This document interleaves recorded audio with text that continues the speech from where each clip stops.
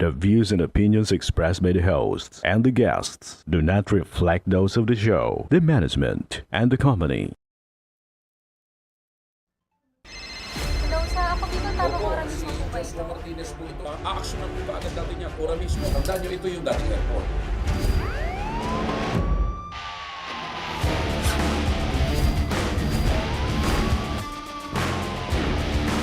Hoy. Ano naman kayong dalawa pinagchichismis sa inyong mga marites kayo, ha?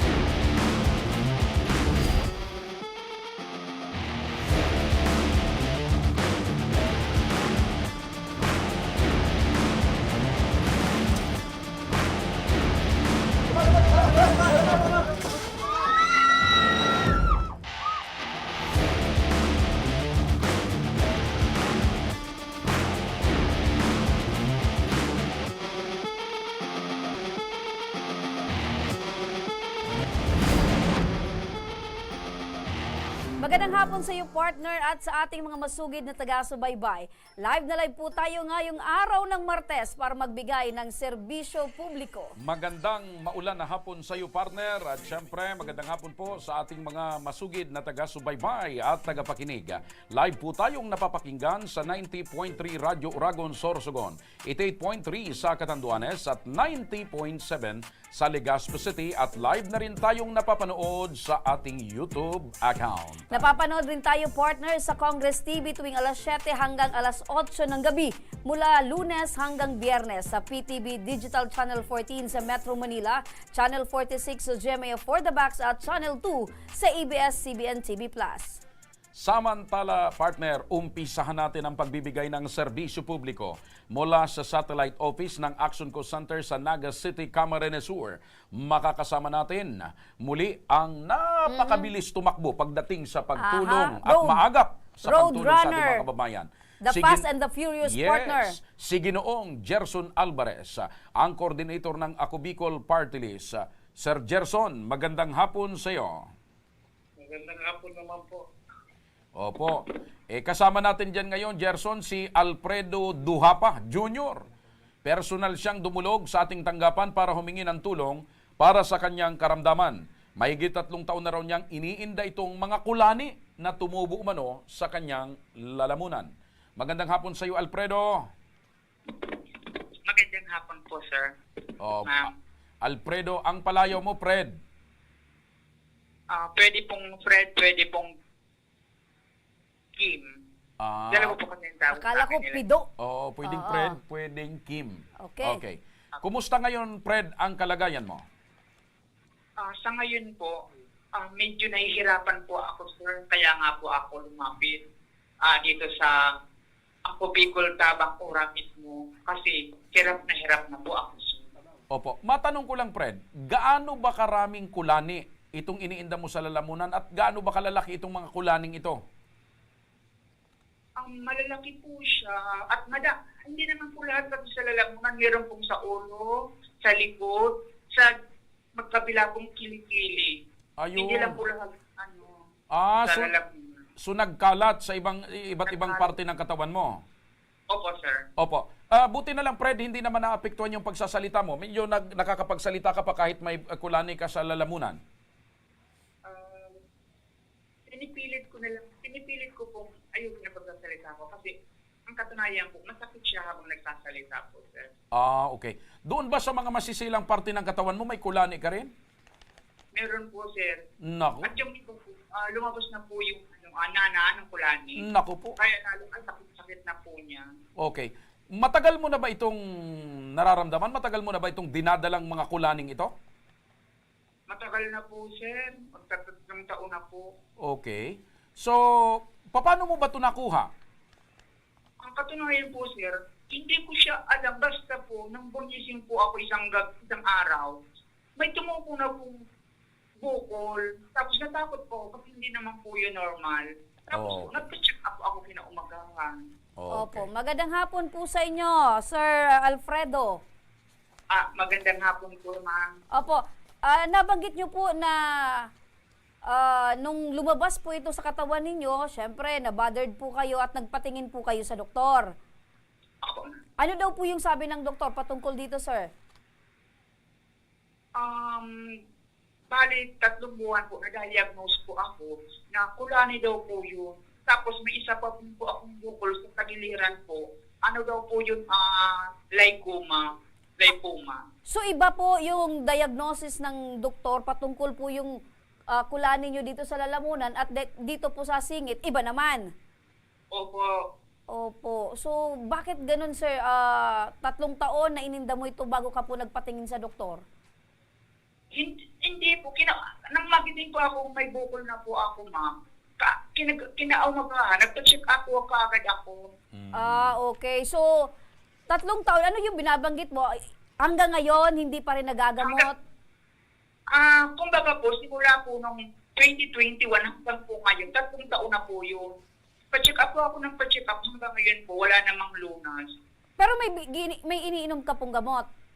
Opo, lahat po ng reseta ng doktor, lahat ko po ininom, lahat ko po binili para kagustuhan ko pong gumaling. Opo. So, sa kagustuhan mong gumaling, sinunod mo po yung mga advice ng doktor, pero hindi ka pa rin gumagaling. Ano po yung nararamdaman nyo ngayon po, sir? Sa ngayon po, ma'am, yung pong kulani sa ulo ko po, bali, lumabas na po yung nanak. Ang sakit-sakit po, ang sakit-sakit ng, alam mo po yun na kailangan pong mahiga para matigil po yung sakit ng ulo ko. Opo. Kaya natatakot po ako at baka kung ano na po ito, baka magkaroon ng komplikasyon. Sa ngayon po kasi lahat ng gamot na iniinom ko, ubos na po. Takot naman po akong bumili na. Kasi sabi ng doktor, pag naubos daw po yun, tama na. Opo. Pero, nung pag-inom mo po, Sir Alfred, nung gamot, may development naman po, hindi na po siya lumala. Nabawasan ba yung kirot, yung pananakit? Patuloy nga po, ma'am, yun ang kinatatakot ko. Gawa ng, inom ako ng inom ng gamot. Wala naman po. Katunayan, lumaki ba lalo itong nasa lalamunan ko. Opo. Pero ano po yung advice sa inyo ng doktor? Ano daw po yung dapat mo pang gawin para gumaling na po itong nararamdaman ninyo? Binigyan niya po ako ng gamot, tapos binili ko nga po. Tapos, nagpapacheck up na naman sana po ako ngayon. Nagkataon, bumaba yung ako Bicol, tabang ora mismo dun sa barangay po namin. Tapos po, sabi ko, ay mabuti naman. Tapos sumama po ako dito sa opisina nila. Opo. Ngayon po, sir, lumapit po kayo sa aming programa, lumapit po kayo sa Ako Bicol. Ano po yung kahilingan po ninyo para kami po ay makatulong po sa inyo? Isa lang po sana ang kahilingan ko, yung mapacheck upan po ako ang ulo ko kasi meron po dyan mga bukol, tapos may mga lumabas na pong nanak.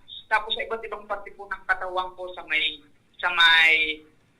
pagkabilang parte ng aking kilikili. Tapos kung ano po ang sabihin ng doktor, halimbawa po sabihin ng doktor, kasi sila po ang mga nakakaalam, halimbawa sinabi po ng doktor na magkaroon ng operasyon, willing po ako magpa-oper. Ayun. So, Okay. susundin mo kung ano yung gusto ng doktor, basta kayo ay gumaling. Opo. Sir, nakikita ko naka-uniforme ka. Ano ka po? Barangay official. Doon po sa sa mga pinalabas po namin. Barangay official po ba kayo? Isa po akong barangay secretary sa barangay po namin. Opo. Kayo po ba may pamilya, may mga anak? Single po ako, wala na po akong mga magulang. Patay na po pareha si nanay at si tatay. So mag-isa na lang ho kayo sa buhay. Opo. Okay. Balikan natin ngayon ang iyong katabi na matulungin na si Ginoong Gerson Alvarez, ang coordinator ng Ako Bicol Party List. Gerson, magandang hapon uli sa iyo. Magandang hapon naman, sir. Okay. Alam mo, Gerson, sa lahat ng aspeto tumutulong ang Ako Bicol, doon sa mga nababalian, nahulog. Ngayon naman sa Kulani tayo. Ano ngayon ang maitutulong ng Ako Bicol Party List patungkol dito sa Kulani ni Fred Gerson? Bali po, kaya request niya po na mapatikapan ng kanyang ulong, yung mga parte na lumabas ang Kulani, gagawin po natin, tutulungan natin mga patikapan siya. At sagot po yan ng Ako Bicol. Opo, sagot ng ako Bicol. Pati yung mga laboratory at kung sakali yung gamot, sasagutin na rin, Gerson. Opo, sasagutin din ng ako Bicol. Okay. Opo. So sa ngayon, ikaw na yung aalalay sa kanya at ikaw na rin yung magtuturo ng proseso kung paano magagawa lahat ng ito. Opo. Ayun. Ayun, so wala nang dapat alalahanin itong si Alfred dahil ikaw na, Gerson, yung bahalang tutulong para mailakad yung lahat ng pangangailangan para kung kailangan po siyang operahan, kung yun ang sabihin ng doktor, ay sagot na ng Ako Bicol. Opo. Ayun. O Fred, narinig mo, wala ka nang dapat ipag-alala kasi yung request mo na mapa-check up, mapa-laboratory at kung sakali, kung ano man yung prosesong pagdadaanan mo ay sasagutin ng Ako Bicol Party List. Ay, salamat po, Sir Gerson. Maraming salamat po. Salamat po sa Ako Bicol, Tabang Ora mismo. Sa inyo po lahat, maraming salamat po. God bless. Ayun. Maraming salamat, Fred. Hangad namin ang iyong paggaling at maraming salamat, Ginoong Gerson Alvarez, ang coordinator ng Ako Bicol Party List. Mabuhay kayo. Eto naman, partner, para sa ating legal update, kung iyong maalala, partner, or maaalala, isang pamilya ang nabiktima ng kumain sila ng butete o itong pufferfish. So hindi naman siguro ito legal. Legal. Ano, partner? Sabi mo legal update. Oo, partner. Okay, sige, legal. At eto, partner, para ora mismo tayo, partner, na bumisita doon at tumugon sa pamilyang ito doon sa Libon Albay. Personal din natin silang binisita at inalam ang buong pangyayari. Para malaman natin ang buong kwento, panoorin po natin ito.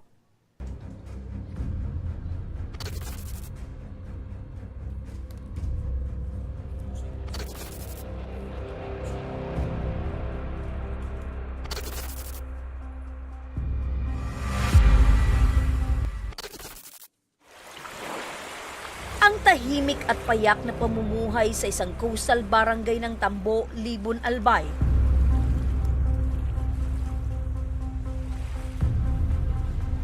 Ay binasag ng isang hindi inaasahang trahedya na sunod-sunod na kumitil sa tatlong buhay.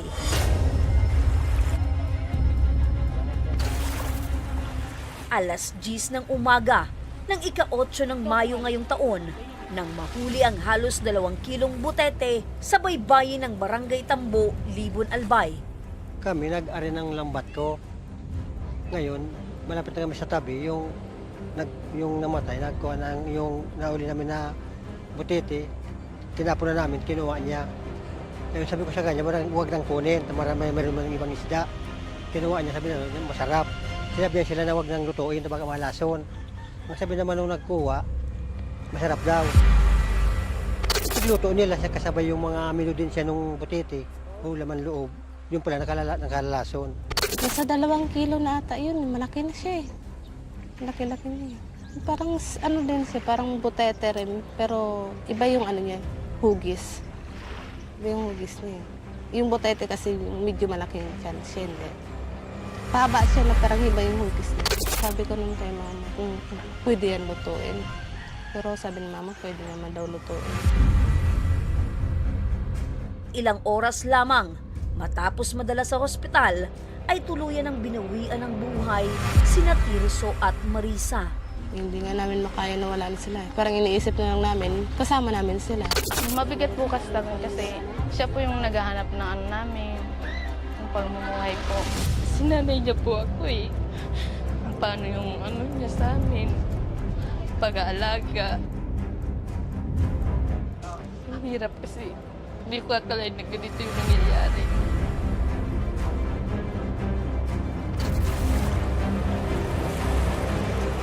Sabi pa ako mamatay, natakot ako. Sabi ko masakbayan ako, takot nakahuli. Pero sabi naman ng pulis, huwag na ako matakot, hindi man ako maano. Kagustuhan naman nila, kinuha naman ko sa nila yung butete, hindi ko naman binigyan. Hindi maikukubli na labis na kahirapan ang dahilan kung bakit pinanghinayangan ni Tirso na itapon ang butete. Ngunit ang kapalit pala ng panghihinayang na ito ay ang buhay ng kanilang pamilya. Kaya nang aming malaman ang kwentong ito, ora mismo na kaming nagpaabot ng tulong sa pamilya Concepcion. ipaabot po namin ni Congressman Zaldico ang aming pong taos-pusong pakikiramay sa pamilya po na namatayan. And of course, alam natin yung pagsubok na kanila pong dinadaanan ngayon. Magbibigay ho tayo ng asistensya pinansyal na nagkakahalagang 10,000 para kahit papano makatulong po sa mga gastusin ng pamilya, lalong-lalo na po sa pamilya ng namatayan. Ibigay na ho natin yan sa anak ng namatay. And tulong namin po galing po sa Ako Bicol Party List at kay Congressman Zaldico. Again, kahit papano makatulong sa panuman po nilang mga gastusin, lalong-lalo na talagang grabe yung dagok na kinakaharap po nila ngayong mga panahong ito.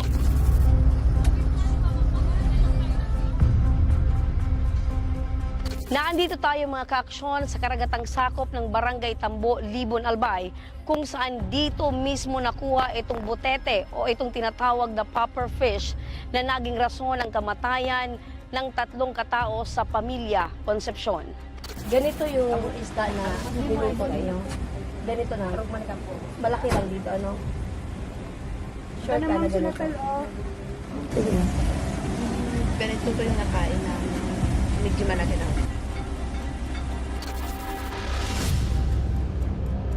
Dahil sa kakaibang sitwasyong ito, kami ay nagsuri sa isang eksperto pagdating sa pagluluto ng butete. Paano nga ba? Ano ba ang tamang pagluluto nito?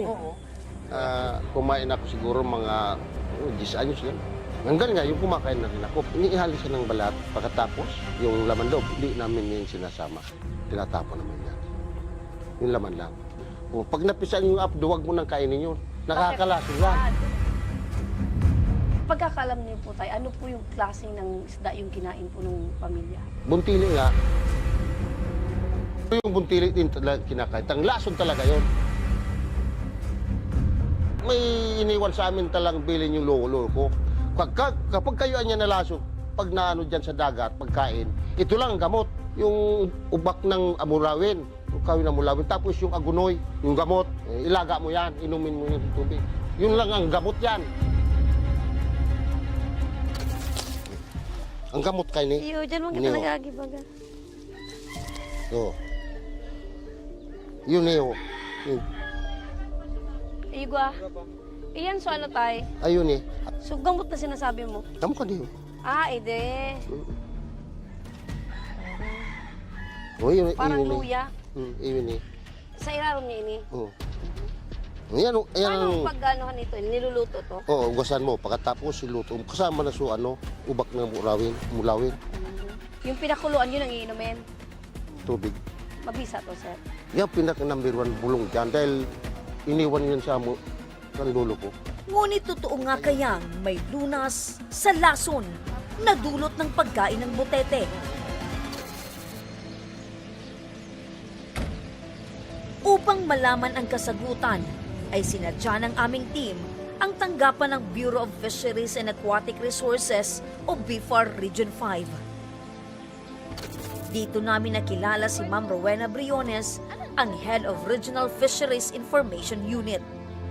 This incident has been reported to us po on May 8 and on May 10 pinadala po natin yung ating mga technical people from BIFAR para mag-conduct ng validation, verification at mag-interview din sa area.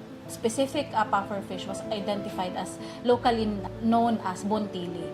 And ito pong buntili na ito ay it's kapamilya siya ng pufferfish. Nakakuha po yung aming team ng leftover pinadala namin sa aming laboratory sa Manila, sa central office, and lumabas na po yung resulta. Napakataas po nung content ng tetrodotoxin, yung highly toxic na substance na kung saan ito ay nakamamatay.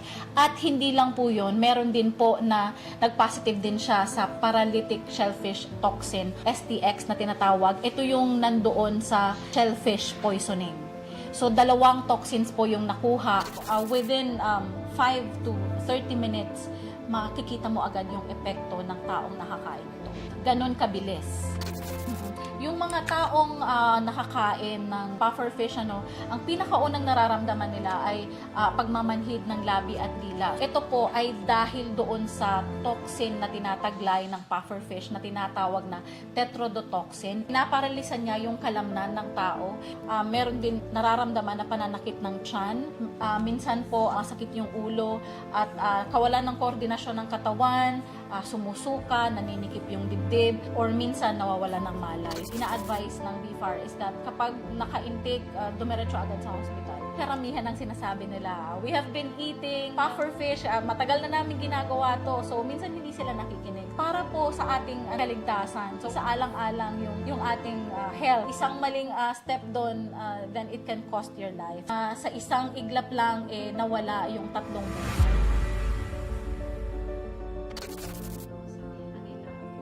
Dahil sa insidente, maliban sa pagpapatupad ng iba't ibang hakbangin ng BFAR, ay gumawa na rin ng aksyon ang lokal na pamahalaan ng Libon upang hindi na ito muli pang mangyari. May information dissemination na rin kami sa barangay na itong mga, at nagpapagawa kami ngayon ng parang ikalat doon sa barangay. Maliban din dito sa espisya na to, idadagdag na namin ito. Parang at least na yung mga tao. Sadyang napaka-importante ang lubos na pag-iingat, lalo na sa mga lamang dagat na dapat o di dapat nating kainin. Kaya naman ang isang mabigat na leksyon ang natutunan ni Teresa. Hindi naman nila po alam na ganun nangyayari, malalason. Isang leksyon na habang buhay niyang dadalhin at nais niya ring ibahagi sa lahat. Kung may makuha man po ng ganun pong isdang butete, sana wag na pong kunin. Itapon na lang po.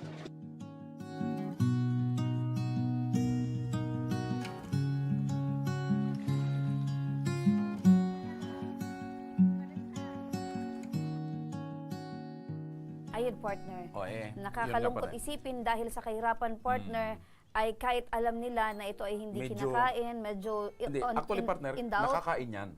Kaya lang, Sa tamang depende pagluluto. sa preparasyon. Opo. Kanya nga lang, sa sobrang hirap ng buhay, kapit sa patalim, so kahit medyo alam nilang delikado, go pa rin. Kasi kung medyo sagana ka, partner, pag may alam mong delikado, hindi na ito, wag na lang ito na lang.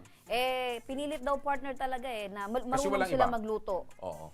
So, ang isa pang leksyon dito, partner, hindi lahat Nang nakikita sa dagat, nang nakukuha sa dagat Yamang o sa dagat. lupa, yamang lupa o yamang dagat, ay pwedeng kainin. Apo. Oo. So, sabi nga ng BFAR partner, 2 klase ng lason ang Yung- meron itong at isdang ito. matataas na klase, Opo. mga matitindi. Buntele. So sana ito pong kwentong ito na naitampok sa atin ay magsilbing paalala at magsilbing babala sa iba pa nating mga kababayan, lalo na yung mga naninirahan sa tabing dagat, saan man kayong panig ng Bicol At Region. laging mag-iingat partner sa paglalaman ng pagkain or sa tiyan.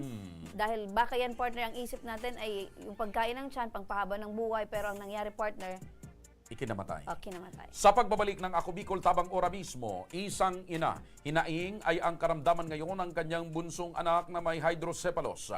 Ang pagtugon sa kanilang medikal na pangangailangan, abangan. Kaya huwag kayong bibitaw mga kaaksyon dahil magbabalik pa ang Tabang Ora mismo.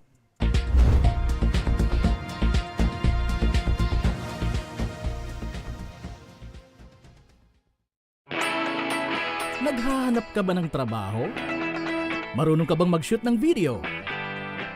Mag-edit? Magaling ka ba sa social media? Willing ka bang matuto? Graduate ng journalism o may alam na sa media? Apply na dahil naghahanap kami ng videographers para sa Camarines Norte, Sorsogon, Camarines Sur, Catanduanes at Masbate. Ipadala ang inyong resume sa actioncallcenter@gmail.com at maging pinakabagong miyembro ng aming team. Tara na! Apply na!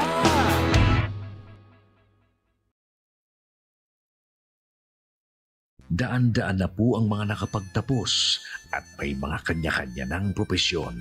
Sa kanilang pagpupunyagi, walang masidlan ang kanilang mga ngiti.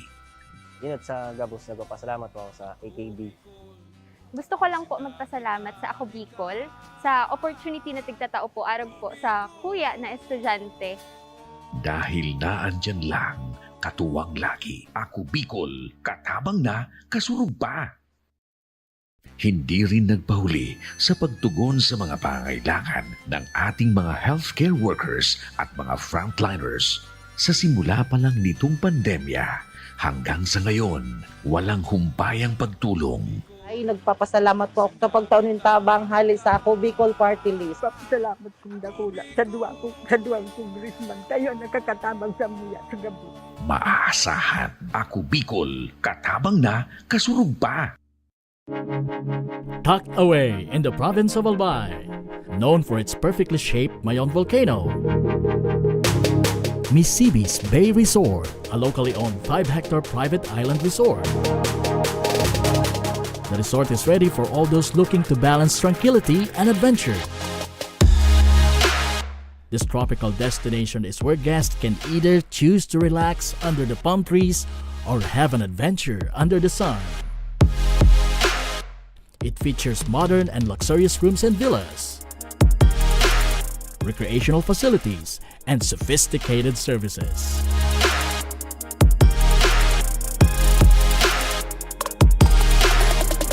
Come and experience Misibis Bay Resort, your tropical island getaway.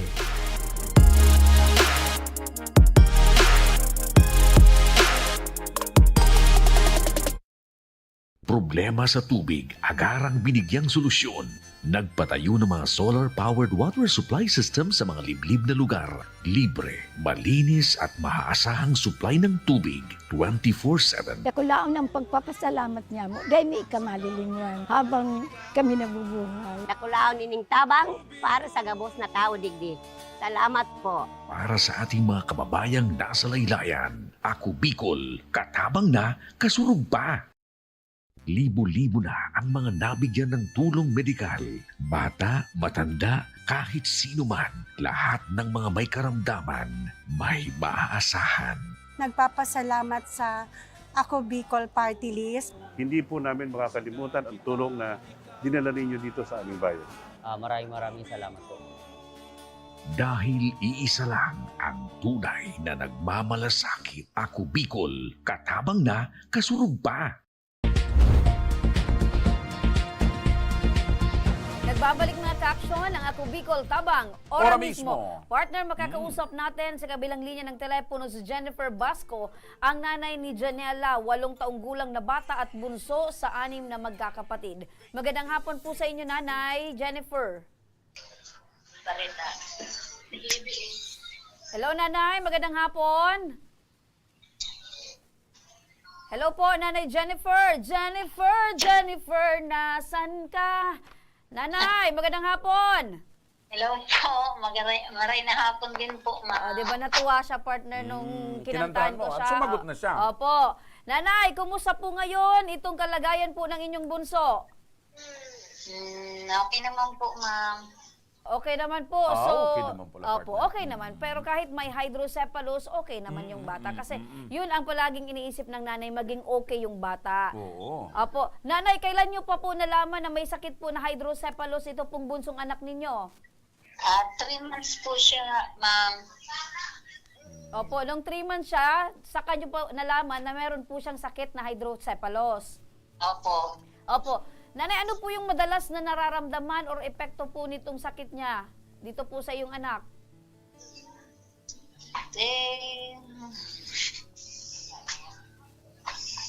Pakiulit nga po, ma. Opo. Ano po yung usual pong nararamdaman ng anak po ninyo?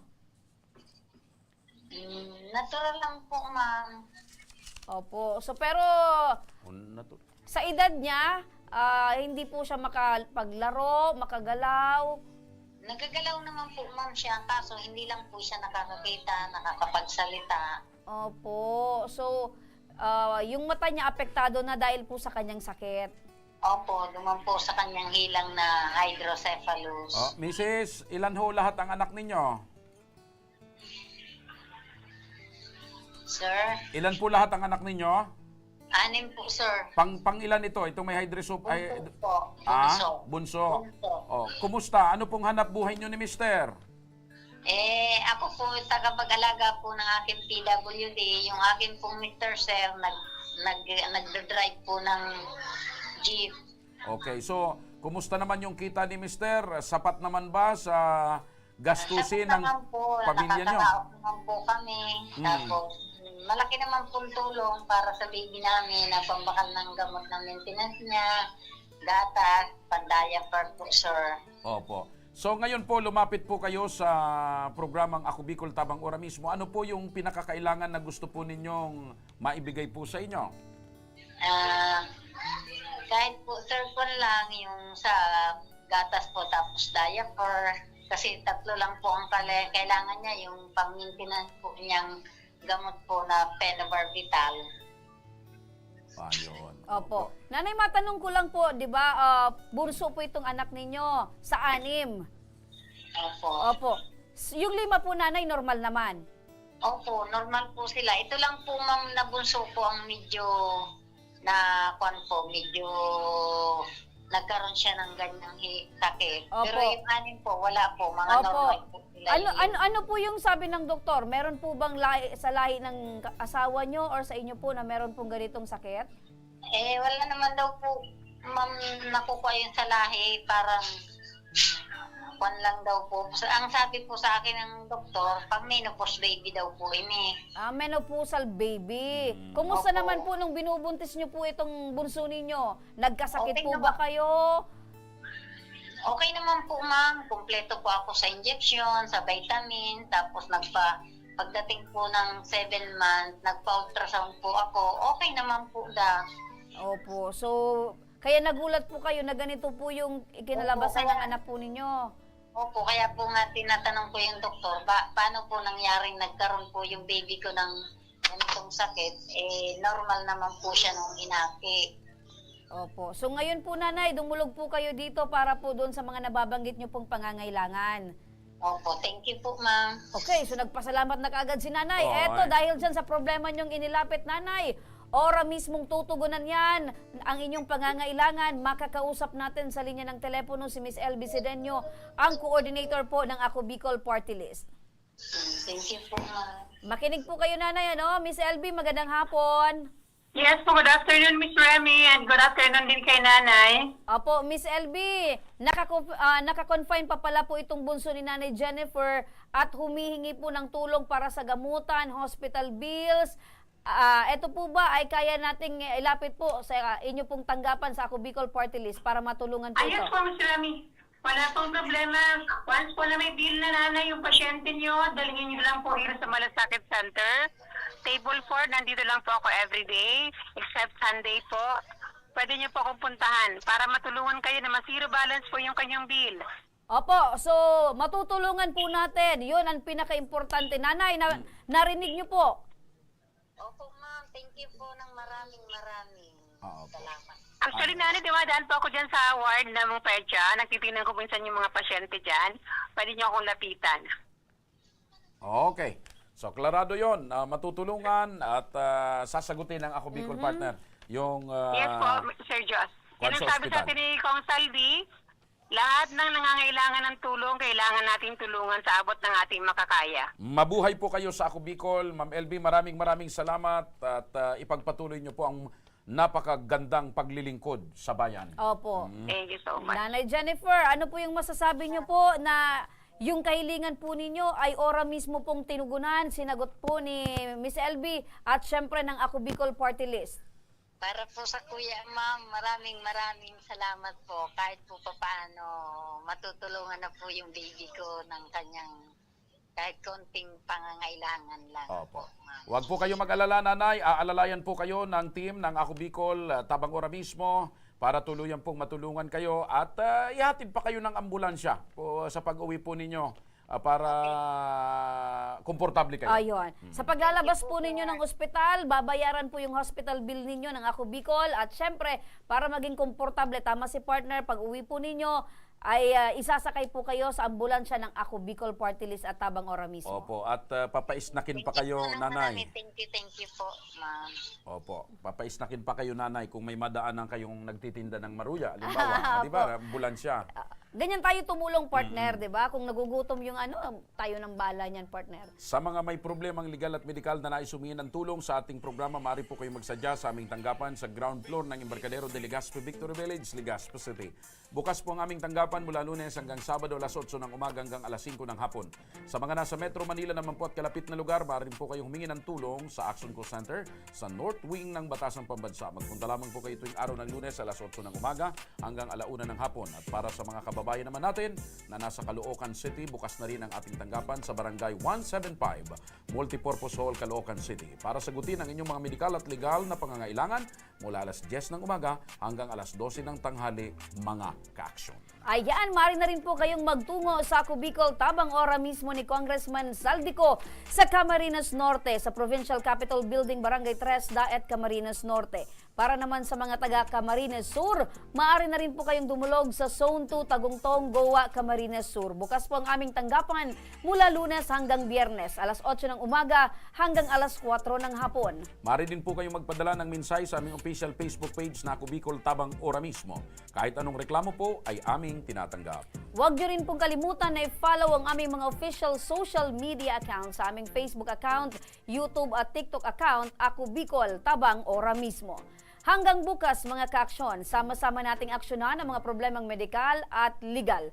Ako po si Remy Araneta Mindones. Ito po ang programang may paninindigan, patuloy na tutugon sa inyong pangangailangan. Ako po si Mr. Sinam, Joshua Martinez. Maraming salamat. God bless Bicolandia. Mabuhay. Magandang hapon at salamat. Ito ang Tabang Ora mismo. Action ko sa mga nangangailangan. Action ko lahat ay dadam.